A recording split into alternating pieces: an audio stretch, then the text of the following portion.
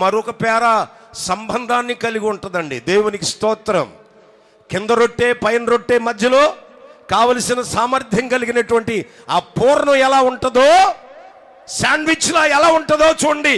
ఇప్పుడు మనం చదువుతున్న పేరాలో యేసుక్రీస్తు ప్రభువారు అక్కడ లేరు. ఆయన ఎక్కడికి వెళ్ళాడో మరి మరో పేరాలో తెలుస్తుంది అన్నమాట. ఆయన ఎక్కడికి వెళ్ళారంటే ఆ రూపాంతరపు కొండ దగ్గరికి తీసుకుని వెళ్ళారు. 12 మంది వాళ్ళు చాలా సమస్యతో ఉన్నారు. ఆ సమస్య ఏంటంటే చూడండి, అది పెద్ద రోగం. దీనికంటే, ఈ మూర్ఛ రోగం కంటే, ఈ దయ్యపు రోగం కంటే శిష్యుల్లో వచ్చిన రోగం ఇంకా ఘోరం. వాళ్ళైతే యేసుక్రీస్తు ప్రభు దగ్గరికి వెళితే ఒకవేళ స్వస్థపడుతుందేమో అని వచ్చారేమో, కానీ వీళ్ళకి ఈ 12 మందికి అసలు మనం వెంబడించేది యేసునా కాదని రోగం పట్టింది. అప్పుడు వెంటనే చూశాడు. పేతుర్ని, యోహాన్ని, యాకోబుని తీసుకుని నేను ఎవరినో చూపిస్తానని తాబోరు కొండకు వెళ్ళాడండి. స్తోత్రం, హల్లెలూయా. ఆయన ఎప్పుడైతే అక్కడ దైవత్వం చూపించడానికి వెళ్ళారో, ముగ్గురిని తీసుకుని వెళ్ళాడో, ఇంటి దగ్గర ఇంకెంతమంది ఉంటారు? అది ఈలోగా వీళ్ళు వచ్చారనమాట. చూసారా మార్కు గారి రాతలు ఎలా ఉంటాయో? దీన్నే శాండ్విచ్ అంటారు. స్తోత్రం, హల్లెలూయా. కనుక మార్కు సువార్త అనేటువంటిది ఒక పేరానో ఒక వాక్యాన్నో బోధిస్తే అది చాలా అపార్థానికి, అనర్థానికి దారితీస్తుంది. సో కనుక ఇప్పుడు కంటెంట్ ఏంటంటే యేసుక్రీస్తు ప్రభువారు లేరు.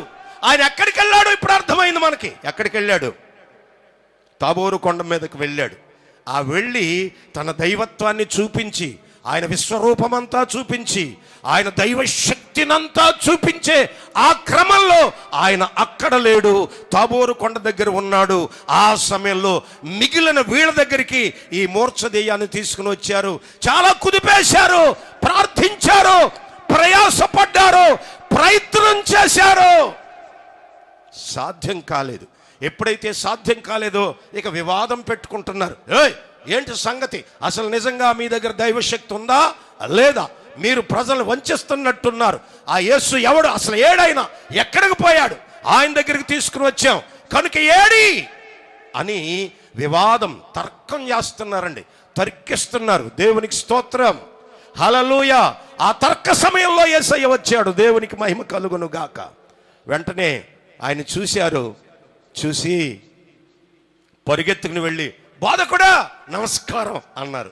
నమస్కారం ఆపండి, ముందు మీ తర్కం ఏంటో చెప్పండి అని అన్నాడు.